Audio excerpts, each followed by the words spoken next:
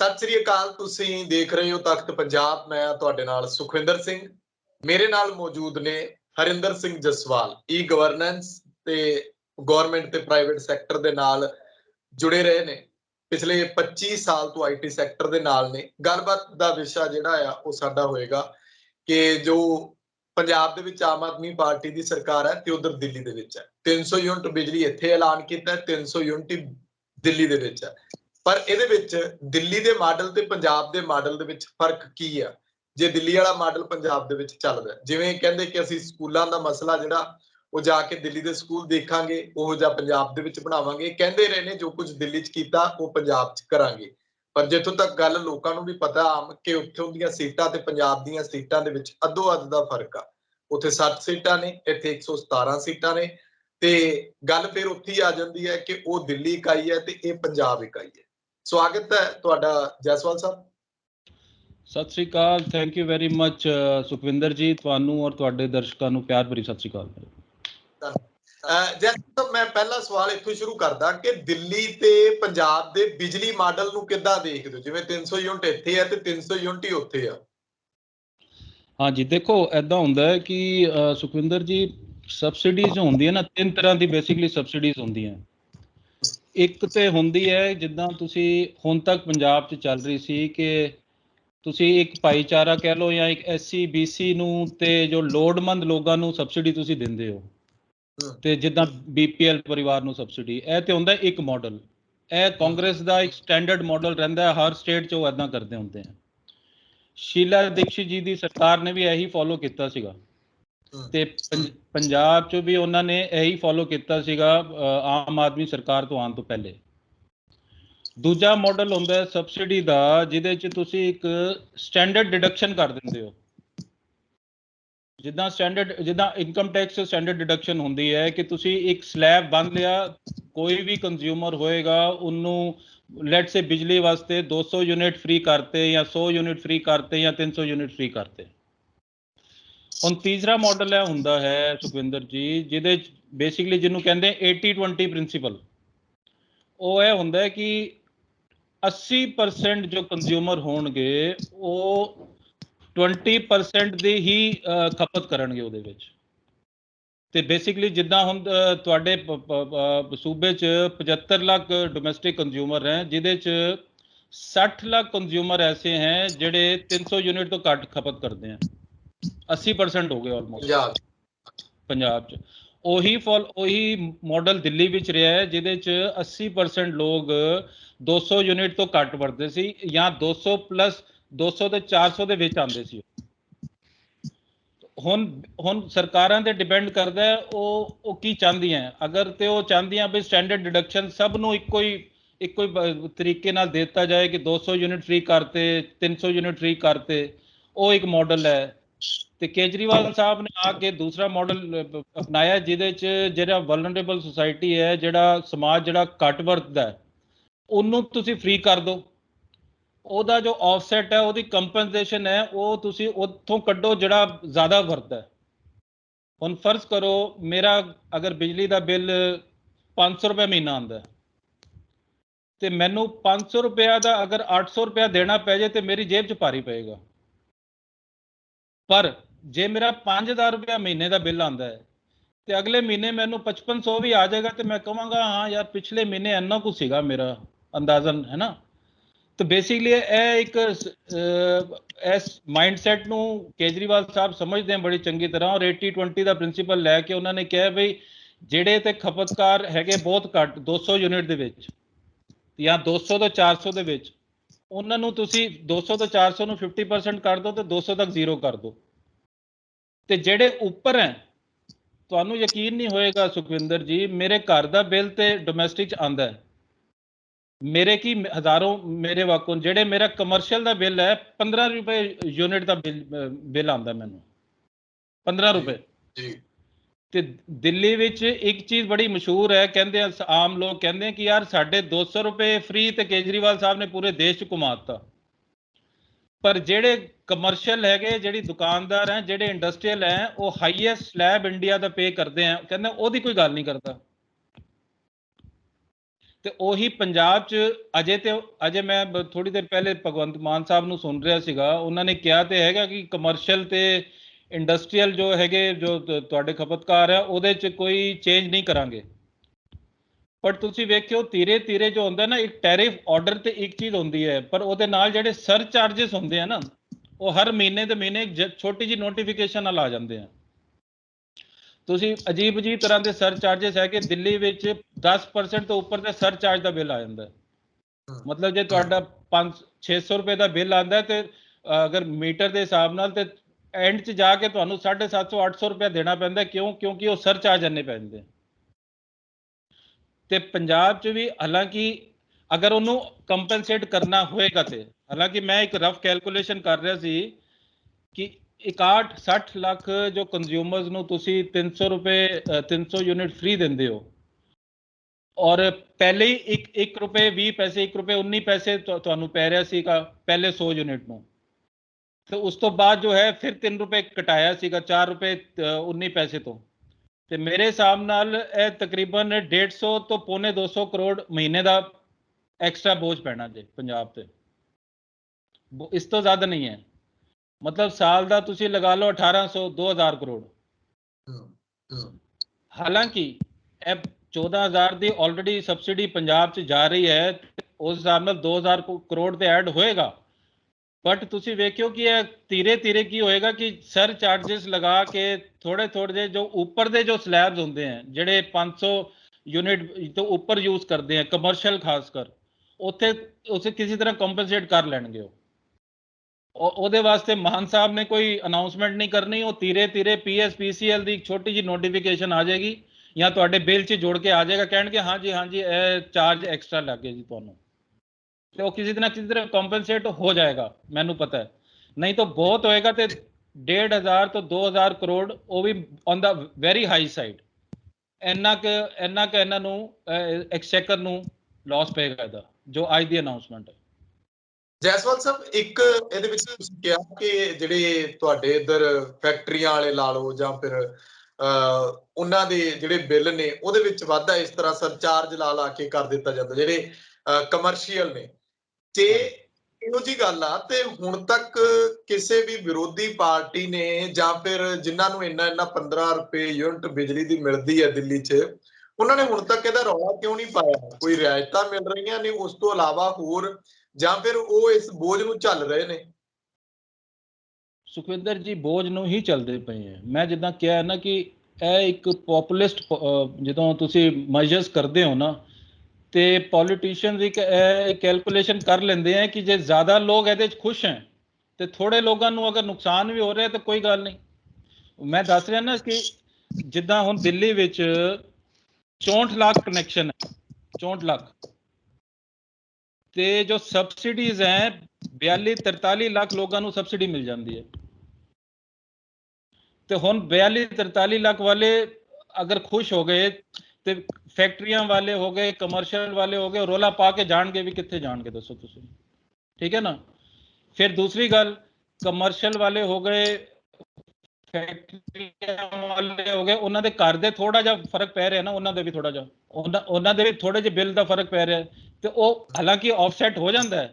But ਕਹਿਣ ਦਾ ਭਾਵ ਹੈ ਕਿ ਜਦੋਂ ਜ਼ਿਆਦਾ ਲੋਕ ਖੁਸ਼ ਹੋ ਜਾਂਦੇ ਕਿਸੇ ਡਿਸੀਜਨ ਤੋਂ, ਤੇ ਫਿਰ ਜੋ ਥੋੜੇ ਲੋਕ ਹੁੰਦੇ ਆ ਉਹ ਕੱਟ ਚੁੱਕਦੇ ਆ। ਹਾਲਾਂਕਿ ਵਿਰੋਧੀਆਂ ਨੇ ਚੁੱਕੀ ਹੈ ਗੱਲ, ਕਾਂਗਰਸ ਨੇ ਚੁੱਕੀ ਹੈ, ਬੀਜੇਪੀ ਵੀ ਟਾਈਮ ਤੇ ਚੁੱਕਦੀ ਰਹੀ ਹੈ। ਹੁਣੇ 4 ਦਿਨ 5 ਦਿਨ ਪਹਿਲੇ ਵੀ ਪ੍ਰੈਸ ਕਾਨਫਰੰਸ ਕੀਤੀ ਸੀ ਇਹਨਾਂ ਨੇ। ਬਟ ਉਹੀ ਹੈ ਨਾ, ਜਦੋਂ ਤੁਸੀਂ ਇੱਕ ਮੈਸਿਵ ਪਬਲਿਸਿਟੀ, ਪ੍ਰਚਾਰ ਤੰਤਰ ਤੁਹਾਡਾ ਇੰਨਾ ਵੱਡਾ ਹੈ ਕਿ ਜੀ ਅਸੀਂ ਫ੍ਰੀ ਕਰਤਾ, ਤੇ ਜਿਹੜੇ 15 ਰੁਪਏ ਯੂਨਿਟ ਦਿੰਦੇ ਆ, 17 ਰੁਪਏ ਯੂਨਿਟ ਦਿੰਦੇ ਆ, ਫਿਰ ਉਹ ਕਹਿੰਦੇ ਆ ਵੀ ਅਸੀਂ ਕਿੱਥੇ ਜਾਈਏ, ਚਲੋ ਸਾਡੇ ਘਰ ਦਾ ਥੋੜਾ ਘਟ ਰਿਹਾ ਤੇ ਕੋਈ ਨਹੀਂ, ਫਿਰ ਦੇਖ ਲੈਂਦੇ। ਪੰਜਾਬ 'ਚ ਵੀ ਐਗਜ਼ੈਕਟਲੀ ਆਹੀ ਹੋਣਾ, ਦੇਖਿਓ ਤੁਸੀਂ। ਅੱਛਾ, ਇੱਕ ਇਹਦੇ ਵਿੱਚ ਹੋਰ ਗੱਲ, ਇਹ ਪੰਜਾਬ 'ਚ ਕਿਹਾ ਗਿਆ ਕਿ 600 ਯੂਨਿਟ ਤੱਕ ਫ੍ਰੀ SC BC BPL ਪਰਿਵਾਰਾਂ ਨੂੰ, ਤੇ ਜੇ ਉੱਪਰ ਹੁੰਦਾ ਤਾਂ ਉਹਦਾ ਸਰਕਾਰ ਕਹਿੰਦੀ ਹੈ ਕਿ ਅਸੀਂ ਜੇ 20-30 ਯੂਨਿਟ ਉੱਪਰ ਆਈ ਤੇ ਉਹਦਾ ਅਸੀਂ ਸਿਰਫ 20-30 ਰੁਪਏ 20-30 ਯੂਨਿਟ ਜਿਹੜੀ ਹੈ ਉਹਦੇ ਪੈਸੇ ਲਵਾਂਗੇ। ਤੇ ਜੇ ਕੋਈ ਜਨਰਲ ਕੈਟਾਗਰੀ ਲਾ ਲਓ, ਮਤਲਬ ਕਿ ਉਹ ਕੈਟਾਗਰੀ ਜਿਹੜੇ 600 ਤੋਂ ਵੱਧ ਫੂਕਦੇ ਨੇ, ਜਿਹੜੇ ਇਸ ਕੈਟਾਗਰੀ 'ਚ ਨਹੀਂ ਆਉਂਦੇ, 601 ਵੀ ਫੂਕਤਾ ਤਾਂ ਉਹ ਬਿੱਲ 601 ਦਾ ਆਉਣਾ। ਤੇ ਇੱਧਰ ਦਿੱਲੀ ਦੇ ਵਿੱਚ ਇਹੋ ਜਿਹਾ ਕੀ ਆ? ਦਿੱਲੀ ਦੇ ਵਿੱਚ ਵੀ ਇਹ ਕੁਝ ਹੈਗਾ? ਉਹਨਾਂ ਨੇ ਵੈਸੇ ਕੇਜਰੀਵਾਲ ਸਾਹਿਬ ਦੱਸ ਤਾਂ ਗਏ ਸੀ, ਪਰ ਜੇ ਤੁਸੀਂ ਅੰਕੜਿਆਂ ਦੇ ਹਿਸਾਬ ਨਾਲ ਦੱਸੋ ਤਾਂ ਕਿੰਨਾ ਕੁ ਬੋਝ ਪੈਂਦਾ ਉਹਦੇ ਨਾਲ, ਤੇ ਲੋਕ ਕਿੰਨਾ ਕੁ ਰਾਹਤ ਜੀ ਮਹਿਸੂਸ ਕਰਦੇ ਨੇ ਉਹਦੇ ਨਾਲ, ਜਾਂ ਕਿੰਨੇ ਕੁ ਔਖੇ ਨੇ? ਸੁਖਵਿੰਦਰ ਜੀ, ਇੱਦਾਂ ਹੈ ਨਾ ਕਿ ਦਿੱਲੀ ਦਾ ਤੁਸੀਂ ਜੋ ਸਵਾਲ ਕੀਤਾ, ਦਿੱਲੀ ਵਿੱਚ ਕੀ ਹੈ ਕਿ 200 ਯੂਨਿਟ ਤੇ ਫ੍ਰੀ ਹੈ ਸਾਰੇ ਡੋਮੈਸਟਿਕ ਕੰਜ਼ਿਊਮਰਸ ਨੂੰ, ਠੀਕ ਹੈ। ਤੇ 200 ਤੋਂ 400 ਯੂਨਿਟ ਤੱਕ 50% ਪੈਂਦਾ ਹੈ, ਮਤਲਬ ਬਿੱਲ ਹਾਫ ਹੋ ਜਾਂਦਾ ਹੈ। ਤੇ 400 ਤੋਂ ਉੱਪਰ ਜਿਹੜੇ ਟੈਰਿਫ ਪੈਂਦੇ ਆ ਉਹ ਲੱਗਦੇ ਆ ਜੀ। ਹੁਣ ਦਿੱਲੀ ਵਿੱਚ ਹੈ ਕਿ 60 ਲੱਖ ਤੋਂ ਉੱਪਰ ਕੰਜ਼ਿਊਮਰ ਹੈ, ਜਿਹਦੇ 'ਚ 27 ਲੱਖ ਲੋਕਾਂ ਨੂੰ ਤੇ ਜ਼ੀਰੋ ਬਿੱਲ ਆਉਂਦਾ ਹੈ, ਔਰ 15-16 ਲੱਖ ਲੋਕਾਂ ਨੂੰ 200 ਤੇ 400 ਯੂਨਿਟ ਦੇ ਵਿੱਚ ਆਉਂਦਾ ਹੈ। ਇਹ ਹਰ ਮਹੀਨੇ ਤਾਂ ਨਹੀਂ ਹੈ, ਪਰ ਇੱਕ ਟ੍ਰੈਂਡ ਵੇਖਿਆ ਗਿਆ ਕਿ ਜੋ ਸਾਲ 'ਚ 5-6 ਮਹੀਨੇ ਘੱਟ ਤੋਂ ਘੱਟ ਇੱਦਾਂ ਦਾ ਟ੍ਰੈਂਡ ਰਹਿੰਦਾ ਹੈ। ਜਦੋਂ ਬਹੁਤ ਜ਼ਿਆਦਾ ਗਰਮੀ ਹੋ ਜਾਏ ਤੇ ਨੈਚੁਰਲੀ ਥੋੜਾ ਵੱਧ ਜਾਂਦਾ, ਜਾਂ ਜਦੋਂ ਬਹੁਤ ਠੰਡ ਹੋ ਜਾਂਦੀ ਹੈ ਤੇ ਤਾਂ ਵੀ ਵੱਧ ਜਾਂਦਾ। But on N average 40 lakh ਤੋਂ ਉੱਪਰ ਕੰਜ਼ਿਊਮਰ ਜੋ ਹੈਗੇ ਉਹ ਇਸ ਸਬਸਿਡੀ ਦਾ ਫਾਇਦਾ ਉਠਾਉਂਦੇ ਆ ਦਿੱਲੀ ਵਿੱਚ ਜੀ। ਜੋ ਪੰਜਾਬ 'ਚ ਜੋ ਇਹਨਾਂ ਦੀ ਕੈਲਕੂਲੇਸ਼ਨ ਹੈ ਨਾ, ਉਹ ਕੁਝ ਸੇਮ ਤਰ੍ਹਾਂ ਦੀ ਕੈਲਕੂਲੇਸ਼ਨ ਹੈ ਕਿ 75 ਲੱਖ ਕੰਜ਼ਿਊਮਰ 'ਚੋਂ 60 ਲੱਖ ਲੋਕਾਂ ਨੂੰ ਸਬਸਿਡੀ ਦਾ ਫਾਇਦਾ ਹੋਏਗਾ। ਤੇ ਜਿੱਦਾਂ ਮੈਂ ਪਹਿਲੇ ਕਹਿ ਕੇ ਹਟਿਆ ਕਿ ਸਬਸਿਡੀ ਦਾ ਫਾਇਦਾ ਤੇ ਹੋਏਗਾ, ਪਰ ਜਿਹੜਿਆਂ ਨੂੰ ਨਹੀਂ ਫਾਇਦਾ ਹੋਏਗਾ ਉਹਨਾਂ ਦਾ ਬਿੱਲ ਹੋ ਸਕਦਾ ਹੈ ਕਿ ਹੁਣ ਤੋਂ ਵੱਧ ਵੀ ਆ ਜਾਏ। ਉਹਦਾ ਉਹ ਟੈਰਿਫ ਨਾਲ ਵਧਾ ਕੇ ਨਹੀਂ ਨਾ ਵੀ ਆਏ, ਉਹ ਹੋ ਸਕਦਾ ਕੁਝ ਨਾ ਕੁਝ ਸਰ ਚਾਰजेस ਲਗਾ ਕੇ ਧੀਰੇ ਧੀਰੇ ਕੁਝ ਨੋਟੀਫਿਕੇਸ਼ਨ ਕੱਢ ਦੇਣਗੇ ਉਹ, ਅਗਰ ਤੇ ਉਹਨਾਂ ਨੇ ਕੰਪਨਸੇਟ ਕਰਨਾ ਹੈ ਤੇ। ਨਹੀਂ ਤੇ ਜੋ 14,000 ਕਰੋੜ ਦੀ ਜੋ ਆਲਮੋਸਟ ਸਬਸਿਡੀ ਪੰਜਾਬ ਨੂੰ ਐਕਸਚੇਕਰ ਨੂੰ ਪੈਂਦਾ ਬੋਝ, ਉਹ ਤੁਹਾਡਾ 1,500 ਤੋਂ 2,000 ਕਰੋੜ ਵੱਧ ਜਾਏਗਾ। ਤੇ ਬੇਸਿਕਲੀ ਇਹ ਇਹਨਾਂ ਦਾ ਮਾਡਲ ਹੈ ਕਿ ਜ਼ਿਆਦਾ ਲੋਕਾਂ ਨੂੰ ਤੁਸੀਂ ਫ੍ਰੀ 'ਚ ਰੱਖ ਦਿਓ ਜਿੰਨੇ। ਅੱਛਾ, ਦਿੱਲੀ ਕੀ ਸੀ, ਦਿੱਲੀ ਵਿੱਚ ਐਸਾ ਕੋਈ ਡੈਟ ਨਹੀਂ ਹੈ ਦਿੱਲੀ ਦੇ ਉੱਪਰ, ਤੇ ਦਿੱਲੀ ਵੀ ਤੇ ਚੱਲ ਗਿਆ ਕੰਮ ਹੈ, ਕਿਉਂਕਿ ਦਿੱਲੀ ਵਿੱਚ ਜੋ ਹੈ ਨਾ, ਸ਼ੀਲਾ ਦੀਕਸ਼ਿਤ ਜੀ ਦੀ ਸਰਕਾਰ ਨੇ ਫਾਈਨੈਂਸ਼ੀਅਲੀ ਬੜਾ ਵਧੀਆ ਮੈਨੇਜ ਕੀਤਾ ਹੋਇਆ ਸੀ, ਤੇ ਬਜਟ ਦੇ ਉੱਪਰ ਇੰਨਾ ਭਾਰ ਨਹੀਂ ਵੀ ਪਿਆ। ਪਰ ਜੋ ਪੰਜਾਬ 'ਚ ਹੈਗਾ, ਜੋ 4.25 ਲੱਖ ਕਰੋੜ ਦਾ ਆਲਰੇਡੀ ਬੋਝ ਪਿਆ ਹੋਇਆ ਹੈ, ਉਹਦੇ ਉੱਪਰ ਜੇ ਥੋੜਾ ਜਿਹਾ ਵੀ ਵੱਧ ਪਏਗਾ ਤੇ ਉਹ ਫਾਈਨੈਂਸ ਕਿੱਥੋਂ ਆਉਣਾ ਹੈ, ਕਿੱਦੋਂ ਮੈਨੇਜ ਕਰਨਾ ਹੈ, ਇਹ ਇਹਨਾਂ ਨੇ ਨਹੀਂ ਦੱਸਿਆ ਜੀ। ਅੱਛਾ, ਹਾਂਜੀ, ਇਹ ਦੱਸੋ ਕਿ ਪੰਜਾਬ ਦੇ ਵਿੱਚ ਇਹ ਕਿਹਾ ਜਾਂਦਾ ਜਾਂ ਜਿੱਥੇ ਵੀ ਇਹ ਜਾਂਦੇ ਨੇ, ਇਹ ਕਹਿੰਦੇ ਨੇ ਕਿ ਕਰਜ਼ਾ ਜੇ ਚੜਿਆ ਸਟੇਟ ਦੇ ਉੱਤੇ ਅਸੀਂ ਕਰਜ਼ਾ ਮੁਕਤ ਕਰ ਦਿਆਂਗੇ, ਰੈਵਨਿਊ ਡਬਲ ਜਨਰੇਟ ਹੋਏਗਾ, ਖਜ਼ਾਨੇ 'ਚ ਵੱਧ ਪੈਸਾ ਆਏਗਾ, ਚੋਰ ਮੋਰੀਆਂ ਬੰਦ ਕਰਾਂਗੇ। ਦਿੱਲੀ ਦਾ ਰੈਵਨਿਊ ਇਸ ਬਾਰੇ ਕੀ ਕਹਿੰਦਾ? ਸੁਖਵਿੰਦਰ ਜੀ, ਅੱਛਾ ਹੋਇਆ ਤੁਸੀਂ ਇਹ ਸਵਾਲ ਕੀਤਾ। ਮੈਂ ਪੰਜਾਬ ਦੀ ਕੈਂਪੇਨਿੰਗ ਵੇਖਦਾ ਸੀ, ਕੇਜਰੀਵਾਲ ਸਾਹਿਬ ਤੋਂ ਲੈ ਕੇ ਹਰ ਬੰਦੇ ਨੂੰ ਸਪੋਕਸ ਪਰਸਨ ਵੀ ਤੇ ਭਗਵੰਤ ਮਾਨ ਸਾਹਿਬ ਵੀ ਤੇ ਹਰ ਉਹਨਾਂ ਦਾ ਲੀਡਰ ਇੱਕੋ ਹੀ ਗੱਲ ਕਰਦਾ ਸੀਗਾ ਹਰ ਟੀਵੀ ਡਿਬੇਟ 'ਚ, ਜੀ ਅਸੀਂ ਦਿੱਲੀ ਦਾ ਬਜਟ ਡਬਲ ਕਰਤਾ ਜੀ। ਤੇ ਜਦੋਂ ਦਿੱਲੀ ਦਾ ਬਜਟ ਡਬਲ ਕਰਤਾ, ਉਸ ਤੇ ਨੈਕਸਟ ਇੰਟਰਪ੍ਰੀਟੇਸ਼ਨ ਇਹ ਕਹਿੰਦੇ ਸੀ ਕਿ ਜੀ ਪੰਜਾਬ ਦੇ ਖਜ਼ਾਨੇ ਅਸੀਂ ਡਬਲ ਕਰ ਦਾਂਗੇ ਕਿਉਂਕਿ ਦਿੱਲੀ ਦਾ ਅਸੀਂ ਡਬਲ ਕਰਤਾ। ਤੇ ਬੜੀ ਕਮਾਲ ਦੀ ਗੱਲ ਹੈ, ਮੇਰੇ ਕੋਲ ਕੁਝ ਫਿਗਰਸ ਪਏ ਹੈ ਸੁਖਵਿੰਦਰ ਜੀ, ਤੁਹਾਡੇ ਨਾਲ ਮੈਂ ਸ਼ੇਅਰ ਕਰਨਾ ਚਾਹੂੰਗਾ, ਔਰ ਇਹ ਆਡਿਟਡ ਫਿਗਰਸ ਹੈ, ਇਹ ਦਿੱਲੀ ਗਵਰਨਮੈਂਟ ਦੀ ਵੈਬਸਾਈਟ ਤੇ ਪਏ ਹੈ। ਇਹ ਫਿਗਰਸ ਬੜੇ ਸ਼ੌਕਿੰਗ ਹੈ। ਜਦੋਂ ਇਹ ਕਹਿੰਦੇ ਆ ਨਾ ਕਿ ਅਸੀਂ ਡਬਲ ਕਰਤਾ, ਉਹ ਤੁਸੀਂ ਜਰਾ ਫਿਗਰ ਸੁਣੋ ਮੇਰੇ ਤੋਂ ਜੀ। ਦੇਖੋ, ਮੇਰੇ ਕੋਲ ਪਿਛਲੇ 20 ਸਾਲ ਦਾ ਫਿਗਰ ਪਿਆ ਹੈ, 15 ਸਾਲ ਦਾ ਸ਼ੀਲਾ ਦੀਕਸ਼ਿਤ ਜੀ ਦਾ ਸਰਕਾਰ ਦਾ, ਤੇ 5 ਸਾਲ ਦਾ ਆਪਣਾ ਅਰਵਿੰਦ ਕੇਜਰੀਵਾਲ ਜੀ ਦੀ ਸਰਕਾਰ ਦਾ। ਤੁਸੀਂ ਦੇਖੋ ਕਿ 1998-99 'ਚ ਜੋ ਟੈਕਸ ਰੈਵਨਿਊ ਸੀ ਨਾ, 3600 ਕਰੋੜ ਸੀ ਦਿੱਲੀ ਦਾ, 3600 ਕਰੋੜ, ਠੀਕ ਹੈ। ਤੇ 5 ਸਾਲਾਂ ਬਾਅਦ 2003-04 'ਚ ਇਹ ਹੋ ਗਿਆ 5884 ਕਰੋੜ ਜੀ, ਆਲਮੋਸਟ ਡਬਲ, ਠੀਕ ਹੈ ਜੀ। ਅੱਛਾ, 2003 ਤੋਂ ਬਾਅਦ 2008-09 ਤੇ ਆਓ ਤੇ ਜਿਹੜਾ 5800 ਸੀਗਾ ਉਹ 12000 ਕਰੋੜ ਹੋ ਗਿਆ। ਤੇ 8-9 ਤੋਂ ਬਾਅਦ 13-14 ਤੇ ਆਓ ਤੇ ਜਿਹੜਾ 12000 ਸੀਗਾ ਉਹ 26000 ਕਰੋੜ ਹੋ ਗਿਆ। ਇਹ ਤੇ ਡਬਲ, ਆਲਮੋਸਟ ਡਬਲ ਤੋਂ ਵੀ ਜ਼ਿਆਦਾ ਜਾ ਰਿਹਾ ਹੈ, 107%, 118%, ਹਾਂਜੀ ਏਦਾਂ ਜਾ ਰਿਹਾ ਸੀ। ਅੱਛਾ, 2014-15 'ਚ ਪਹਿਲੀ ਵਾਰ ਆਮ ਆਦਮੀ ਸਰਕਾਰ ਆਈ ਸੀ ਤੇ 49 ਦਿਨ ਦੀ ਸਰਕਾਰ ਸੀ, ਉਹਨੂੰ ਅਸੀਂ ਛੱਡ ਦਿੰਦੇ ਹਾਂ ਕਿਉਂਕਿ LG ਰੂਲ ਬੇਸਿਕਲੀ ਰਿਹਾ ਜੀ। 2015 'ਚ ਤੇ 15-16 ਲੈ ਕੇ ਵੀ 5 ਸਾਲਾਂ 'ਚ ਤੁਸੀਂ ਸ਼ੌਕਿੰਗ ਫਿਗਰਸ ਹੈਗੇ 15-16 'ਚ ਜੋ ਟੈਕਸ ਰੈਵਨਿਊ ਸੀਗਾ ਨਾ ਉਹ ਸੀਗਾ 30,225 ਕਰੋੜ ਤੇ 2019-20 'ਚ ਟੈਕਸ ਰੈਵਨਿਊ ਬਣਿਆ ਸਿਰਫ 36,565 ਕਰੋੜ, ਸਿਰਫ 6,000 ਕਰੋੜ ਵਧਿਆ। ਜਿਹੜਾ 100% ਇੰਕਰੀਜ਼ ਹੋ ਰਹੀ ਸੀ ਉਹ ਸਿਰਫ 21% ਵਧਿਆ 5 ਸਾਲਾਂ 'ਚ। ਆਮ ਆਦਮੀ ਇਹ ਵੀ ਤਾਂ ਇੱਥੇ ਫਰਕ ਦੇ ਸਕਦੇ ਨੇ ਕਿ ਅਸੀਂ ਰਿਆਇਤਾਂ ਬਹੁਤ ਦਿੱਤੀਆਂ ਆ ਕੇ ਜਾਂ ਅਸੀਂ ਫ੍ਰੀਬੀਸ ਬਹੁਤ ਲੈ ਕੇ ਆਏ ਉਹ ਤੇ ਖਰਚ ਹੋ ਗਿਆ। ਨਹੀਂ ਦੇਖੋ ਖਰਚ ਦੀ ਤੇ ਗੱਲ ਉਹ ਅਲੱਗ ਹੈ ਨਾ, ਮੈਂ ਜੋ ਰੈਵਨਿਊ ਦੀ ਗੱਲ ਕਰ ਰਿਹਾ ਬਈ ਜਿਹੜਾ ਐਕਸਾਈਜ਼ ਹੈ, ਜਿਹੜਾ ਟੈਕਸ ਹੈ, ਜਿਹੜਾ ਵਹੀਕਲਸ ਟੈਕਸ ਹੈ, ਜਿਹੜਾ ਸਟੈਂਪ ਡਿਊਟੀ ਹੈ, ਦੇਖੋ ਜਿਹੜੀ ਕੱਟੜ ਇਮਾਨਦਾਰ ਸਰਕਾਰ ਆਪਣੇ ਆਪ ਨੂੰ ਕਵੇ ਔਰ ਬਿਲਕੁਲ ਕਹੇ ਕਿ ਸਾਡੀ ਐਫੀਸ਼ੀਐਂਟ ਗਵਰਨਮੈਂਟ ਹੈ ਔਰ ਜਿਹੜਾ ਸੂਬਾ 100% 5 ਸਾਲਾਂ 'ਚ ਗਰੋਥ ਕਰਦੇ ਕਰਦੇ 21% ਤੇ ਰਹਿ ਜਾਵੇ, ਇਹ ਬੜਾ ਸ਼ੌਕਿੰਗ ਫਿਗਰ ਹੈ ਆਪਣੇ ਆਪ 'ਚ। ਔਰ ਅਜੇ ਵੀ ਉਹ ਕਹੀ ਜਾਂਦੇ ਜੀ ਅਸੀਂ ਡਬਲ ਕਰਤਾ ਵੀ ਤੁਸੀਂ ਕੀ ਚੀਜ਼ ਡਬਲ ਕਰਤੀ, ਸਾਨੂੰ ਕੋਈ ਫੈਕਟਸ ਐਂਡ ਫਿਗਰ ਤੇ ਦੱਸੋ ਨਾ। ਤੁਸੀਂ ਜੋ ਚੀਜ਼ ਡਬਲ ਕਰਤੀ ਉਹ ਕਹਿੰਦੇ ਜੀ ਬਜਟ ਅਸੀਂ ਡਬਲ ਕਰਤਾ।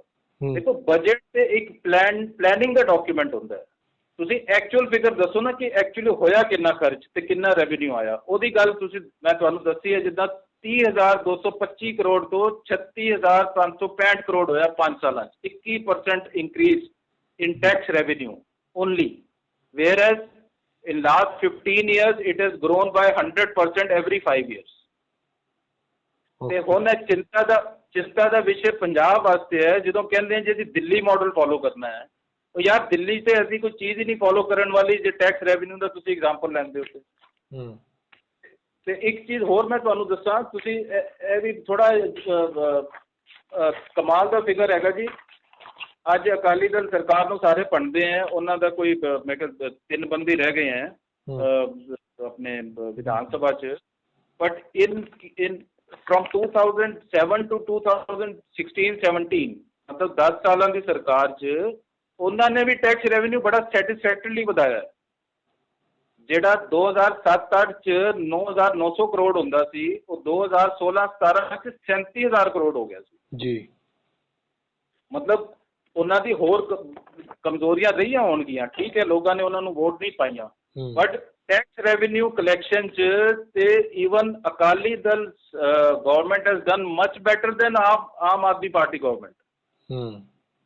ਤੇ ਕਹਿਣ ਦਾ ਭਾਵ ਹੈ ਕਿ ਆਮ ਆਦਮੀ ਹੋਰ ਚੀਜ਼ਾਂ 'ਚ ਠੀਕ ਹੈ, ਤੁਸੀਂ ਈ ਗਵਰਨੈਂਸ ਦੇ ਕੁਝ ਮਾਡਲ ਲਿਆ ਸਕਦੇ ਹੋ, ਤੁਸੀਂ ਕਹਿ ਸਕਦੇ ਹੋ ਜੀ ਡੋਰ ਸਟੈਪ ਡਿਲੀਵਰੀ ਕਰਾਂਗੇ, ਬਟ ਜਿਹੜਾ ਜੋ ਕੋਰ ਇਸ਼ੂ ਹੈ ਪੰਜਾਬ ਦਾ 3 ਲੱਖ ਤੋਂ ਉੱਪਰ ਦਾ ਕਰਜ਼ਾ, ਉਹਦੇ ਵਿੱਚ ਦਿੱਲੀ ਮਾਡਲ ਜੋ ਫੋਲੋ ਕਰਨ ਨੂੰ ਕੁਝ ਨਹੀਂ ਹੈਗਾ ਜੀ, ਕੁਝ ਨਹੀਂ, ਐਬਸੋਲੂਟਲੀ ਨਥਿੰਗ। ਜੈਸਵਾਲ ਸਾਹਿਬ, ਲੋਕਾਂ ਦਾ ਸਵਾਲ ਹੋਏਗਾ ਕਿ ਇੱਕ ਤਾਂ ਉਹ ਟੈਕਸ ਦਾ ਪੈਸਾ ਕਿੱਥੇ ਜਾ ਰਿਹਾ ਜੇ ਖਜ਼ਾਨੇ 'ਚ ਨਹੀਂ ਆ ਰਿਹਾ, ਦੂਜਾ ਸਵਾਲ ਨਾਲੋਂ ਨਾਲ ਇਹ ਕਿ ਜੇ ਇਹ ਸਭ ਕੁਝ ਹੈ, ਤੁਸੀਂ ਅੰਕੜੇ ਦੱਸਦੇ ਹੋ, ਫੈਕਟ ਹੈ, ਡਾਟਾ ਆ, ਤਾਂ ਇੱਕ ਤਾਂ ਕੇਂਦਰ 'ਚ ਭਾਜਪਾ ਦੀ ਸਰਕਾਰ ਬੈਠੀ ਹੈ ਜਿਹੜੀ ਦਿੱਲੀ ਦੇ ਵਿੱਚ ਸਰਕਾਰ ਬਣਾਉਣ ਦੇ ਲਈ ਕਾਹਲੀ ਆ, ਪਰ ਪਿਛਲੇ 3 ਵਾਰੀਆਂ ਤੋਂ ਆਮ ਆਦਮੀ ਪਾਰਟੀ ਇੱਥੇ ਸਰਕਾਰ ਬਣਾ ਰਹੀ ਹੈ, ਇਹਦਾ ਕੀ ਕਾਰਨ ਹੈ ਫਿਰ?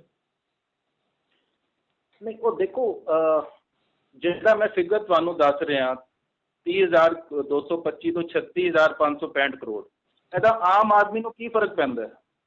ਮੇਰੇ ਵਰਗੇ ਤੁਹਾਡੇ ਵਰਗੇ ਬੰਦਿਆਂ ਨੂੰ ਕੀ ਫਰਕ ਪੈਂਦਾ ਟੈਕਸ ਰੈਵਨਿਊ ਵੱਧ ਰਿਹਾ ਘਟ ਰਿਹਾ? ਉਹ ਤੇ ਕਹਿੰਦਾ ਕਿ ਯਾਰ ਮੇਰੇ ਬਿਜਲੀ ਦਾ ਬਿੱਲ ਤਾਂ 0 ਆ ਗਿਆ ਨਾ, ਤੇ ਮੈਨੂੰ ਫਰਕ ਪੈਂਦਾ ਰੈਵਨਿਊ ਕਿੱਥੇ ਜਾ ਰਿਹਾ। ਨਾਲ ਇਹ ਤੇ ਇਕੋਨੋਮਿਸਟ ਨੂੰ ਵੇਖਣ ਵਾਲੀ ਚੀਜ਼ ਹੈ ਨਾ ਕਿ ਟੈਕਸ ਰੈਵਨਿਊ ਵੱਧ ਨਹੀਂ ਰਿਹਾ, ਉਹ ਤੇ ਆਪਣੇ ਇਹਦੇ 'ਚ ਖੁਸ਼ ਹੈ ਕਿ ਬਿਜਲੀ ਦਾ ਬਿੱਲ 0 ਹੋ ਗਿਆ, ਪਾਣੀ ਦਾ ਬਿੱਲ 0 ਹੋ ਗਿਆ, ਬਸ ਮੇਰੀ ਤਰਫੋਂ ਤੇ ਖੁਸ਼ ਹੈ। ਬਟ ਇਕੋਨੋਮਿਸਟ ਨੂੰ ਔਰ ਖਾਸ ਕਰ ਬੀਜੇਪੀ ਦੇ ਜੋ ਸੈਂਟਰ 'ਚ ਬੈਠੇ ਲੋਕ ਹੈ ਉਹ ਵੀ ਵੇਖਣ ਕਿ ਕਿੱਦਾਂ ਕੋਈ ਸਟੇਟ 20-21% ਗਰੋਥ ਦਿਖਾਉਂਦਾ ਹੈ ਔਰ ਉਹਨੂੰ ਇੱਕ ਸੈਟਿਸਫੈਕਟਰੀ ਪਰਫਾਰਮੈਂਸ ਮੰਨੀ ਜਾ ਸਕਦੀ ਹੈ। ਮੇਰੇ ਹਿਸਾਬ ਨਾਲ ਤਾਂ ਨਹੀਂ ਮੰਨੀ ਜਾ ਸਕਦੀ। ਬਾਕੀ ਕਿਸੇ ਹੋਰ ਸਟੇਟ ਦਾ ਵੀ ਮੈਂ ਹੋਰ ਸਟੇਟ ਦਾ ਵੀ ਕੱਢ ਕੇ ਦੇਖ ਰਿਹਾ ਸੀ, ਯੂਪੀ ਦਾ ਵੀ ਦੇਖ ਰਿਹਾ ਸੀਗਾ, ਬਾਕੀ ਸਟੇਟ ਦਾ ਵੀ ਦੇਖਿਆ ਹੈ, ਇੰਨੀ ਘੱਟ ਗਰੋਥ ਤੇ ਕਿਤੇ ਵੀ ਨਹੀਂ ਹੋਈ ਹੈ। ਹੁਣ ਇਹ ਬੜੀ ਕਮਾਲ ਦੀ ਗੱਲ ਹੈ ਕਿ ਲੋਕ ਇਸ 'ਤੇ ਧਿਆਨ ਨਹੀਂ ਦਿੰਦੇ ਹੈ, ਇਕੋਨੋਮਿਸਟ ਵੀ ਧਿਆਨ ਨਹੀਂ ਦਿੰਦੇ ਹੈ। ਮੈਂ ਤਾਂ ਐਕਸਪੈਕਟ ਕਰਦਾ ਸੀਗਾ ਕਿ ਕਾਂਗਰਸ ਜੋ ਪਾਰਟੀ ਹੋਏਗੀ ਜਾਂ ਈਵਨ ਅਕਾਲੀ ਦਲ ਪਾਰਟੀ ਹੋਏਗੀ ਇਸ ਮੁੱਦੇ ਨੂੰ ਉਭਾਰਨਗੀਆਂ। ਉਹ ਆਪਣੇ ਮੁੱਦੇ ਉਹਨਾਂ ਦੇ ਇੱਕ ਆਪਣੇ ਕੈਂਪੇਨ ਸਟ੍ਰੈਟਜੀ ਰਹੀ ਹੈ, ਇਹਨੂੰ ਕੋਈ ਕਿਸੇ ਨੇ ਚੁੱਕਿਆ ਨਹੀਂ ਹੈ ਗੱਲ। ਹੋ ਸਕਦਾ ਹੈ ਇਸ ਵੇਲੇ ਤੁਹਾਡੇ ਕੋਲੇ ਜੇ ਅੰਕੜਾ ਹੋਵੇ ਤਾਂ ਦਿੱਲੀ ਸਰਕਾਰ ਤੇ ਕਿੰਨਾ ਕਰਜ਼ਾ ਆ? ਦਿੱਲੀ ਸਰਕਾਰ ਤੇ ਜਿਹੜਾ 2021 ਚ ਆਇਆ ਸੀ ਕਾਂਕੜਾ, ਉਹ 40,000 ਤੋਂ ਉੱਪਰ ਦਾ ਕਰਜ਼ਾ। ਤੇ ਸ਼ੀਲਾ ਦੀਕਸ਼ਿਤ ਕਿੰਨਾ ਛੱਡ ਕੇ ਗਏ ਸੀ?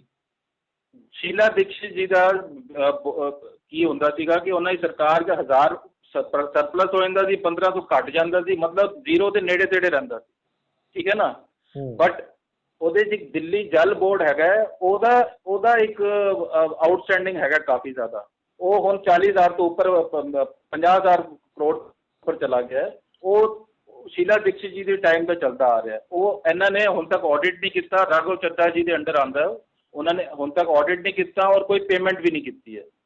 ਤੇ ਕੁੱਲ ਮਿਲਾ ਕੇ ਕੋਈ ਬਹੁਤ ਅੱਛੀ ਪਰਫਾਰਮੈਂਸ ਨਹੀਂ ਹੈ ਦਿੱਲੀ ਦੀ। But Delhi being half state, full state ਨਹੀਂ ਹੈ, ਤੇ ਇੱਥੇ LG ਦਾ ਸ਼ਾਸਨ ਜ਼ਿਆਦਾ ਚੱਲਦਾ ਹੈ ਤੇ ਉਹ ਮੈਨੇਜ ਕਰ ਲੈਣਗੇ। ਉਹਨਾਂ ਨੂੰ ਪਤਾ ਹੈ ਕਿ ਇੱਕ ਲੈਵਲ ਤੋਂ ਉੱਪਰ ਇਹਨਾਂ ਦੀ ਪਾਲਿਸੀ ਨੂੰ ਉਹ ਰੋਕ ਵੀ ਸਕਦੇ ਹੈ, ਬਜਾਏ ਜਿੱਦਾਂ ਬਾਕੀ ਸਟੇਟਾਂ 'ਚ ਹੁੰਦਾ। ਪੰਜਾਬ ਵਰਗੇ ਸਟੇਟ 'ਚ ਤੁਸੀਂ ਸਭ ਕੁਝ ਫ੍ਰੀ ਵੀ ਦੇ ਸਕਦੇ ਹੋ, ਤੇ ਕੌਣ ਆ ਕੇ ਤੁਹਾਨੂੰ ਰੋਕੇਗਾ?